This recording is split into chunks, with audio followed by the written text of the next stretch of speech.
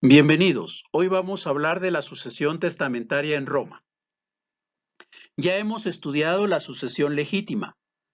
No existía para una persona la posibilidad de que le sucedieran tanto de manera legítima como de manera testamentaria.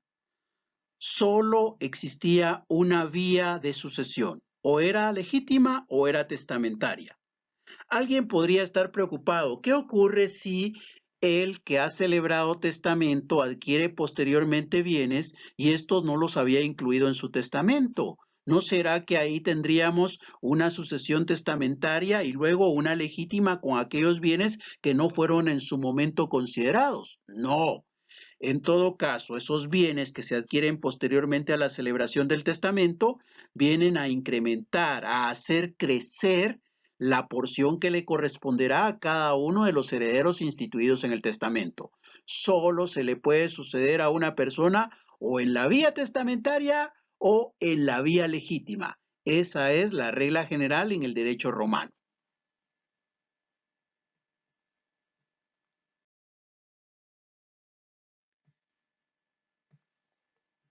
Comparemos cómo era la sucesión testamentaria en el Ius Civile con la sucesión secundum tabulas del Ius Honorario. En el Ius Civile se habló de testamento.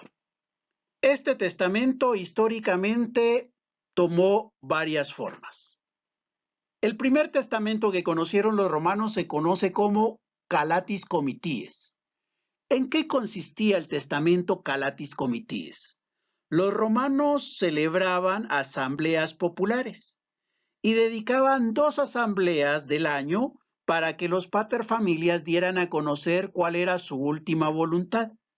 Ese testamento que se celebraba en presencia de todos los paterfamilias en una asamblea popular es el que se conoce como Calatis Comitis. Otro testamento que existió es el In Procintuo.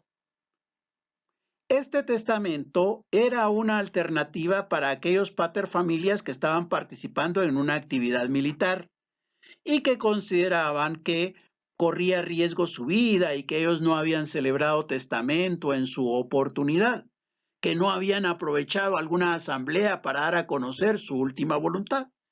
En ese contexto, entonces lo que queda es que este paterfamilias dé a conocer su última voluntad en frente del ejército. Ese testamento iba a surtir efectos si efectivamente el paterfamilias moría en esa empresa militar. Pero si regresaba triunfante a la ciudad de Roma, pues entonces le iba a corresponder celebrar un testamento Calatis Comitis, porque aquel que dio a conocer en la guerra ya no podía surtir efectos. El tercer testamento que se conoce en el Ius Civile es el Peraes et Libram. Peraes et Libram es un testamento bastante solemne, que lo que hace es replicar aquel acto que hemos explicado para la Mancipatio. Aquí lo que va a ocurrir es que está el paterfamilias y va a simular una venta. Necesariamente va a tener un comprador. Ese comprador tiene que ser una persona de confianza. El paterfamilias va a entregarle, va a venderle su patrimonio a ese comprador. Para eso se necesita de aquel señor que tiene la balanza en donde se van a colocar simbólicamente los bienes y el pago por esos bienes. Y esto se hará en presencia de 5 testigos. Entonces el paterfamilias necesita uno como comprador, 5 testigos y el señor de la balanza. 7 personas necesita el paterfamilias para poder celebrar su testamento Peraes et Libra. ¿Qué ocurre en el ámbito del ius honorarium? Los magistrados pretores crearon un testamento pretorial al que se le conoce como tábulas. ¿Qué se necesitaba para poder dar a conocer la última voluntad en una tábula? Aquí lo que se necesitaba era 7 testigos.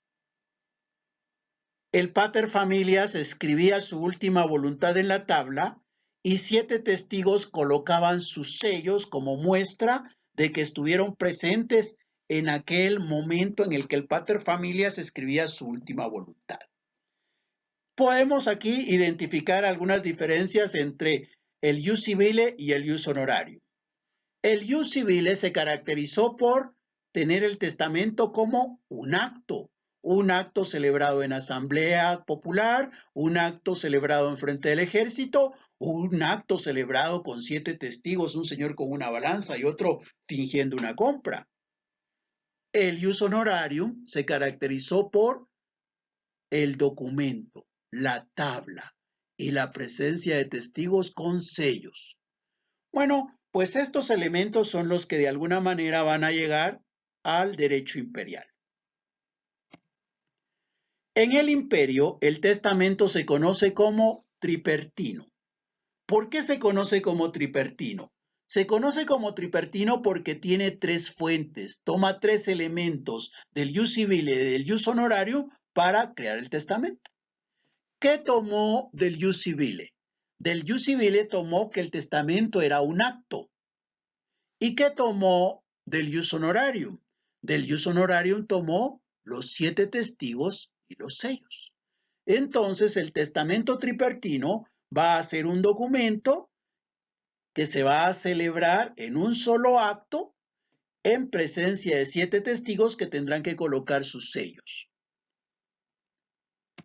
También se conoció en el imperio el testamento nuncupativo. Este testamento se diferencia del tripertino en que es un testamento oral. Aquí no queda un documento, por tanto tampoco quedan 7 sellos, pero sí es un solo acto que se celebra en presencia de 7 testigos. El imperio también conoció el testamento público. ¿Por qué se llama testamento público? Se llama público porque tiene una participación el Estado. El Estado va a intervenir en la celebración del testamento. ¿Cómo puede ocurrir? De 2 modalidades. La primera, el pater familias puede ir ante un oficial, dar a conocer su última voluntad y el oficial levantará un documento en donde hace constar esa última voluntad. Ese documento queda en poder de ese oficial. Ese testamento es público. Y la segunda modalidad consiste en que el pater familias prepara el documento, lo lleva ante el oficial y lo entrega. El oficial se encarga de resguardar ese documento. Ese testamento en donde tiene participación el Estado se conoce como testamento público. Y también en el imperio se conocieron testamentos especiales. ¿Por qué se conocen como testamentos especiales? Son especiales porque no van a cumplir todos los requisitos que se exigían para el testamento ordinario. Y no los cumplen en algunas ocasiones porque tiene más requisitos y en otra porque tiene menos. ¿Cuáles testamentos son especiales porque requieren más requisitos? El testamento de la persona que no sabe leer y escribir. Ese testamento es especial. Y en ese contexto se va a requerir la presencia de un testigo más, no solo 7, se va a requerir uno más, como muestra de que hay alguien que va a dar fe que lo que se escribió es justamente lo que ha pronunciado el pater familias que está celebrando el testamento. Entonces, este es un testamento especial porque requiere de más requisitos. Otro testamento especial que requiere de más requisitos es el testamento de la persona que no puede ver. La persona no vidente, el ciego también puede celebrar testamento, pero aquí se va a requerir que además de los 7 testigos participe un funcionario público. Entonces estamos ante un testamento especial porque se requiere un elemento más, la presencia de una autoridad en la celebración del testamento. Ahora, ¿cuáles son testamentos especiales porque requieren menos formalidades, menos requisitos? Dentro de esos testamentos tenemos el testamento que se celebra en la provincia. Se dijo, en la ciudad es fácil reunir 7 testigos porque todos vivimos relativamente cerca, Pero ¿qué ocurre en la provincia? Allá donde todos estamos separados, en donde reunir a las personas se puede hacer complicado. Entonces, reduzcamos el número de testigos si el testamento se celebra en la provincia. ¿Cuántos testigos? Solamente 5. Otro testamento especial es el que se celebra en época de peste. ¿Por qué? Porque obviamente cuando se está viviendo en una peste la posibilidad del contagio es grande. Más todavía si existe la posibilidad de que el que va a celebrar el testamento se encuentre padeciendo de la enfermedad. En ese contexto, dijeron los romanos, lo que vamos a hacer es que aquello que hemos considerado que debe celebrarse en un solo acto se va a poder ir difiriendo. Entonces va a poder juntar sus 7 testigos, pero solamente en sellos, no físicamente. Entonces puedo yo celebrar el testamento con uno, luego con otro y así hasta juntar los 7 sellos. Pero ya no será en un solo acto. Otro testamento especial es aquel en el que el pater familias piensa instituir como herederos únicamente a sus hijos. Si el patrimonio va a ser distribuido exclusivamente entre los hijos del pater familias, con 2 testigos bastan. Otro testamento especial, porque requiere menos requisitos, va a ser el testamento militar. Porque este testamento va a carecer de requisitos. No se van a exigir formalidades.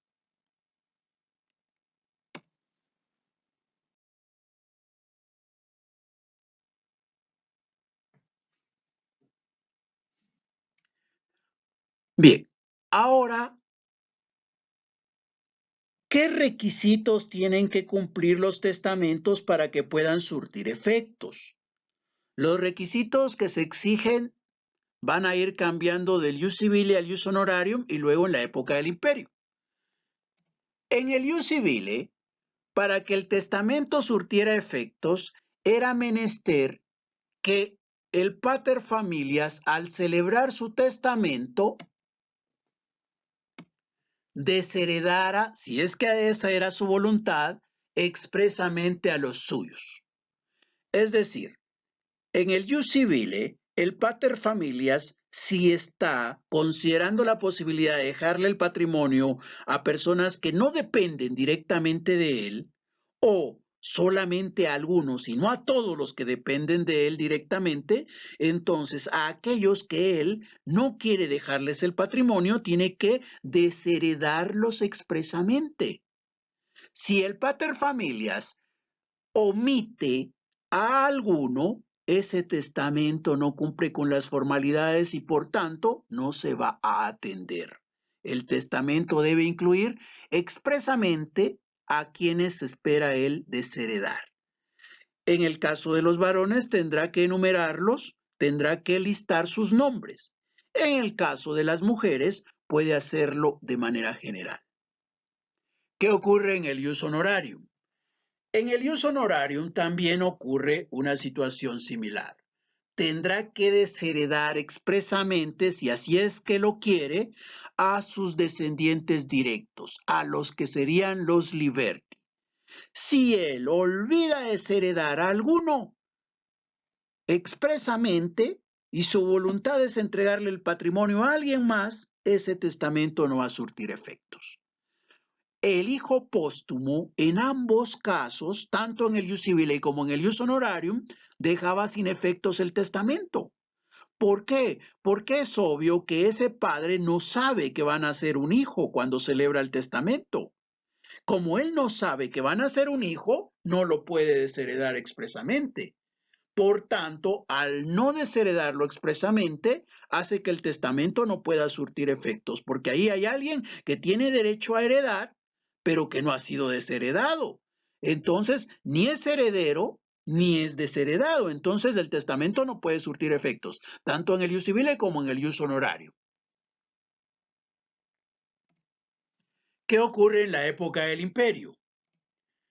En la época del imperio persiste el criterio de que deben de ser desheredados expresamente aquellos que son los descendientes directos del pater familias y que él no tiene la voluntad de dejarles el patrimonio. Pero también hay una condición más, y esa condición más es que existe el officium pietatis. ¿En qué consiste el officium pietatis? El paterfamilias, en el marco del jus civile y del jus honorarium, podía decidir libremente sobre su patrimonio. Y en ese contexto, si desheredaba expresamente a todos los que eran los suyos o los liberti, entonces el patrimonio podía ir en un 100% a otra persona. Consecuentemente, su familia se quedaba asignada después de la muerte del paterfamilias. En ese contexto vinieron en la época del imperio y dijeron, no, hay que apoyar a la familia. La familia no puede quedar desamparada. Y así es como surge el officium pietatis. Es un oficio que debe de cumplir el padre. Y ese oficio consiste en tener que dejar una porción de su patrimonio a los descendientes directos. ¿Y cuánto de su patrimonio tiene que dejarle a sus descendientes directos? Bueno, pues en un principio se dijo la cuarta parte. Ya en la época de Justiniano se dijo no, la tercera parte. Si es que son 4 o menos, pero si son más, tiene que dejar la mitad del patrimonio para que se distribuya entre los descendientes directos.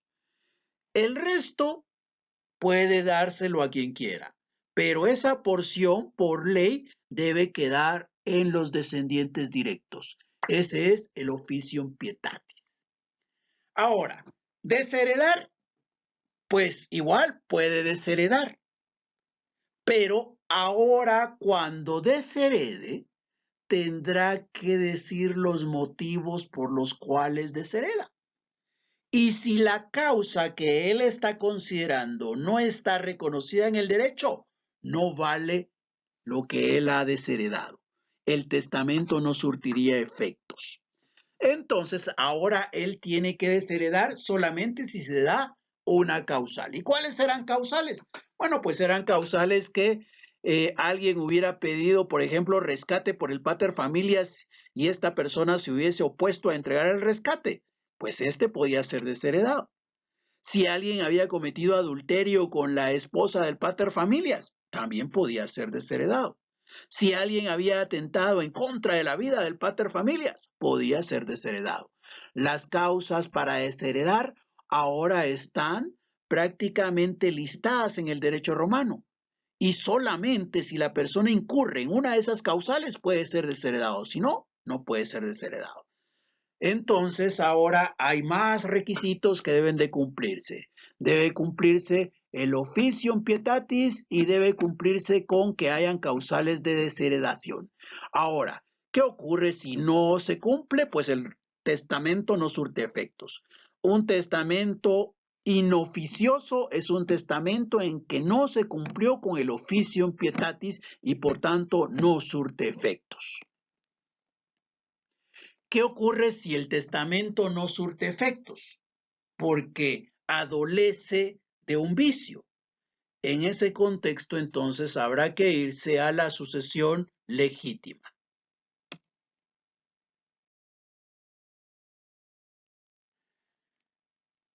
Ahora hablemos ya del contenido del testamento.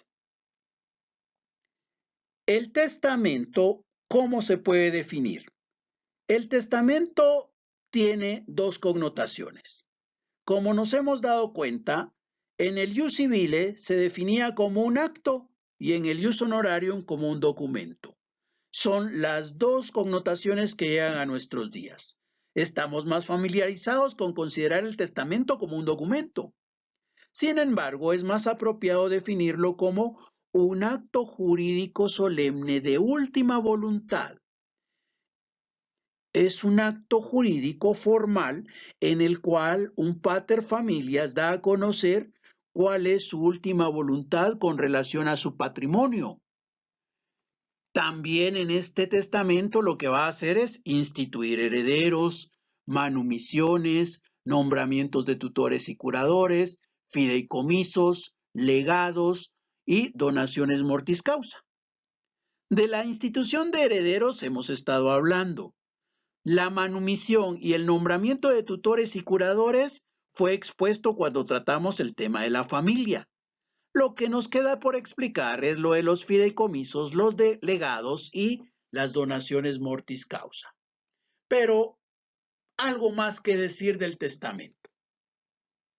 Como nos hemos dado cuenta, para que el testamento surta efectos, tiene que cumplir con todas las formalidades. Los paterfamilias estaban preocupados porque posiblemente su testamento no cumplía con formalidades y consecuentemente no se iba a atender su última voluntad. Y hay una anécdota de que un militar reconocido en la época del imperio le habla a Octavio Augusto y le dice: señor emperador, yo estoy preocupado porque posiblemente mi testamento no se vaya a atender.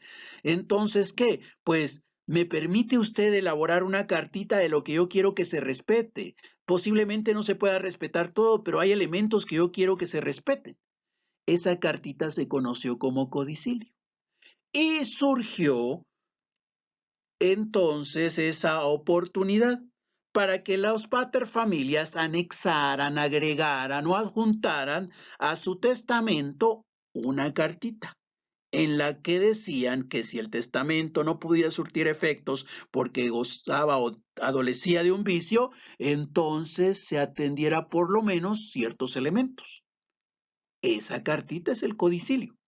Con el paso del tiempo ya no se trató de agregar o anexar, sino de incluir en el mismo testamento una cláusula codiciliar. Pero, ¿qué es lo que se puede salvar en un codicilio cuando un testamento no puede surtir efectos? Se puede salvar lo relacionado con las manumisiones, el nombramiento de tutores y curadores, los fideicomisos, los legados, las donaciones mortis causa. Queda excluido la institución de herederos. La institución de herederos sí, solamente por testamento. El codicilio no puede salvar la institución de herederos. Ahora, ese testamento del que estamos hablando también puede ser revocado. ¿Quién es el que puede revocar el testamento? Quien lo ha otorgado. Solo quien ha otorgado el testamento es quien puede revocarlo. ¿Y cómo lo revoca? Celebrando otro testamento. La celebración de un nuevo testamento deja revocado el que se haya celebrado anteriormente. No es lo mismo hablar de la revocatoria del testamento que hablar de la ineficacia del testamento. La revocatoria es la voluntad de quien lo ha celebrado, mientras que la ineficacia es la consecuencia de tener un vicio que no le permite atender esa última voluntad.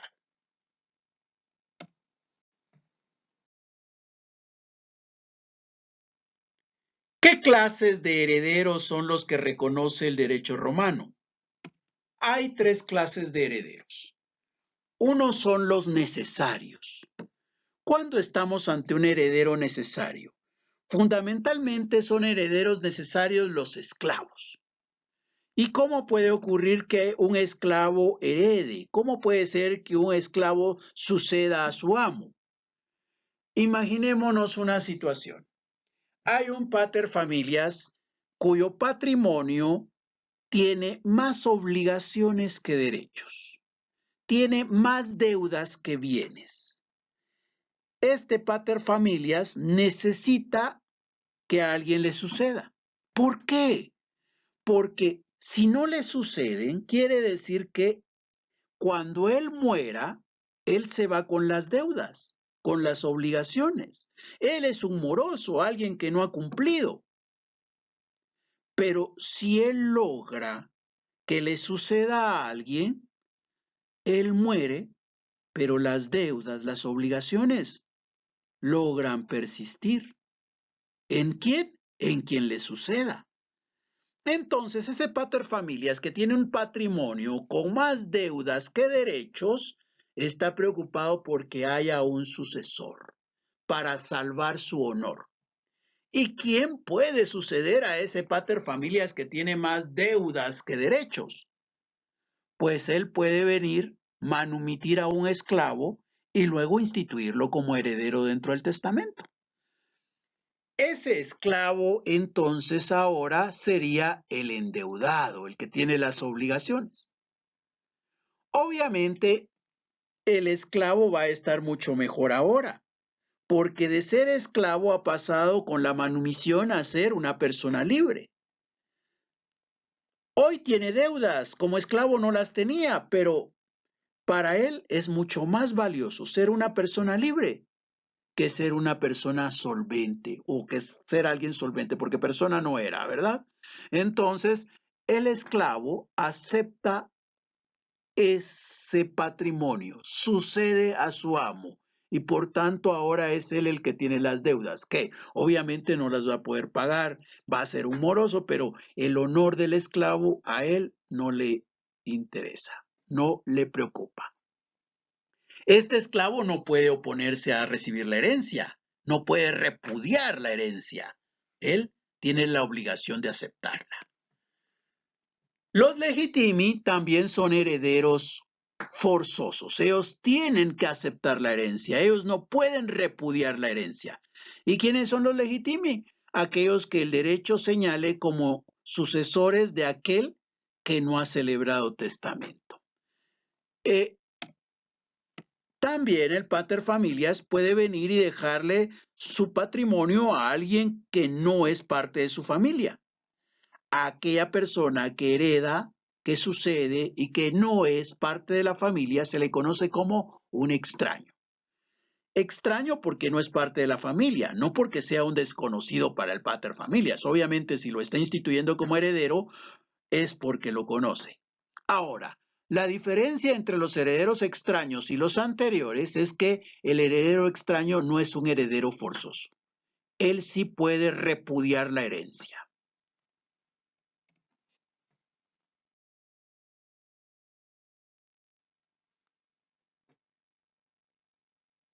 ¿Qué son los fideicomisos?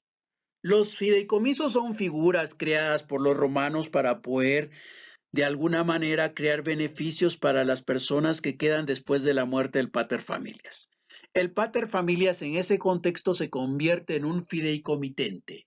Él tiene un patrimonio y se lo va a entregar a alguien más. El que recibe el patrimonio es el fiduciario. El fiduciario tiene la obligación de administrar ese patrimonio. Y obviamente esa administración va a generar beneficios. ¿Beneficios para quiénes? Beneficios para los fideicomisarios. El fideicomiso entonces puede permitir que un paterfamilias le entregue el patrimonio a alguien más que lo administre y que genere beneficios para algunas personas que incluso pueden ser sus descendientes directos.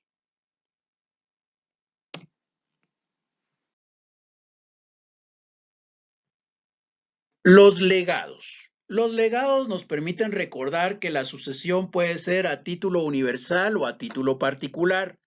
La sucesión es a título universal cuando alguien recibe o algunos reciben todo el patrimonio como unidad, el patrimonio del causante, del decuyus. Ahora, puede ser una sucesión a título particular cuando únicamente se sucede en un bien. Los legados son una sucesión a título particular. Hay 4 formas de legados que reconocieron los romanos. El primero es el legado per vindicatione. En este legado, el pater familias tiene un patrimonio y decide que de ese patrimonio hay un bien que le entregará al legatario. El resto forma parte de el patrimonio que le entregará a su heredero universal. Entonces aquí tenemos un heredero universal y un legatario. Y el legatario recibe únicamente un bien. El patrimonio que queda como totalidad después de excluir ese bien pertenece a el heredero universal en este caso. Este es el legado per vindicatione, el legado vindicatorio. Algo que hay que considerar en este legado es que solamente se pueden entregar bienes que formen parte de la propiedad quiritaria. Otro tipo de legado es el legatium per damnationem, el legado damnatorio. ¿Qué ocurre en el legado damnatorio? Tenemos otra vez el pater familias con su patrimonio, el cual se lo entregará a su heredero universal o a sus herederos universales. Pero aquí va a establecer también un legatario. Y el legatario va a recibir un bien del heredero universal. Ahora, ¿qué es lo que tiene el heredero acá? La obligación de dar. El heredero o los herederos universales tienen la obligación de darle un bien al legatario. ¿Qué bien le van a dar? Puede ser un bien que forma parte del patrimonio del pater familias, del decuyus. Puede ser un bien que esté en poder de los herederos universales. O puede incluso ser un bien que no está ni en el patrimonio del decuyus ni en el patrimonio de los herederos, sino en uno tercero. Entonces los herederos universales tendrán que comprarle el bien al tercero para poder entregárselo al legatario. Ese es el legado damnatorio. Aquí lo que hay es una obligación, una carga sobre el heredero universal para poder cumplirla con el legatario.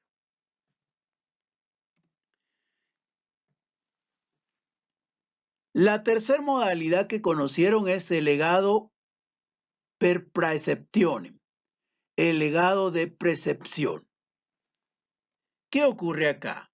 El pater familias tiene un patrimonio. Ese patrimonio se lo va a entregar al heredero universal. Pero el pater familias señala que de ese patrimonio hay un bien en el que va a tener preferencia el legatario. Entonces el legatario tiene preferencia para tomar el bien. Este legado de precepción se parece al legado vindicatorio cuando comparamos el esquema. Algo que lo diferencia es que el de arriba es para la propiedad adquiritaria, en tanto el de precepción es para la propiedad bonitaria. Y la cuarta modalidad se conoce como ligatum sinendi modo, el legado de permisión. Aquí, ¿qué es lo que ocurre? Pues el pater familias entrega su patrimonio al heredero universal y el heredero universal va a tener una carga otra vez.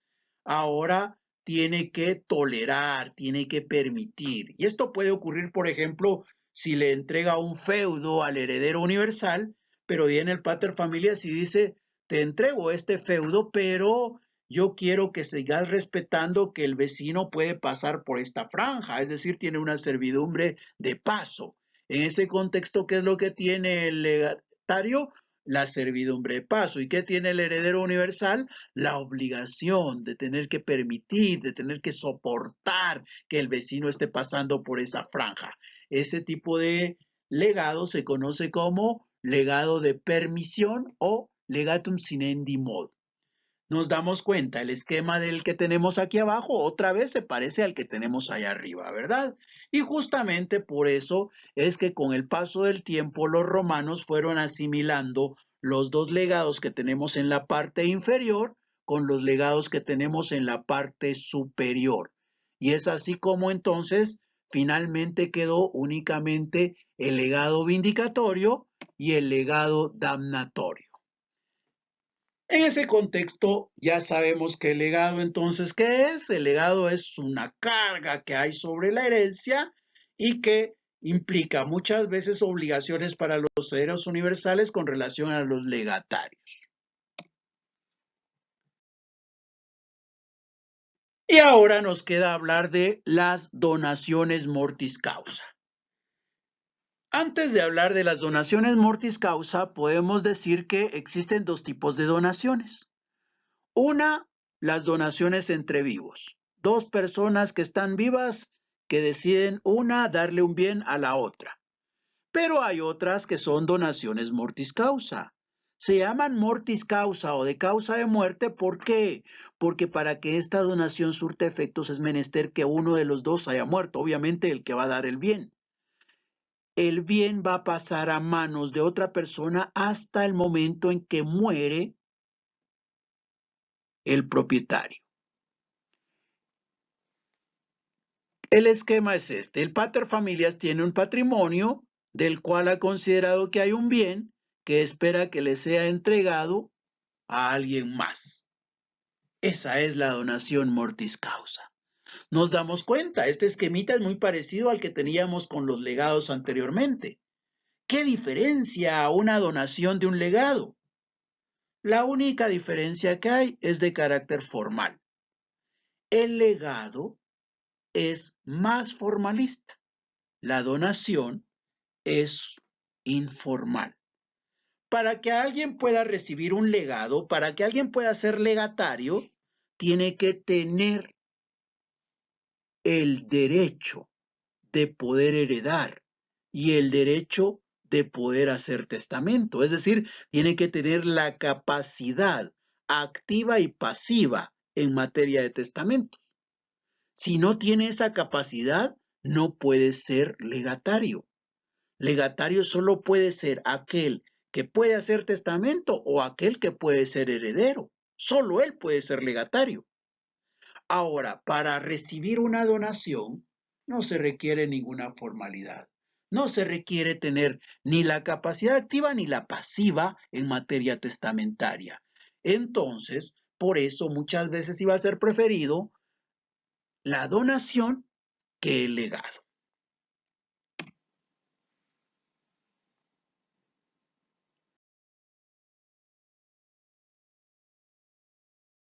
Muchas gracias por su atención. Hasta una próxima oportunidad.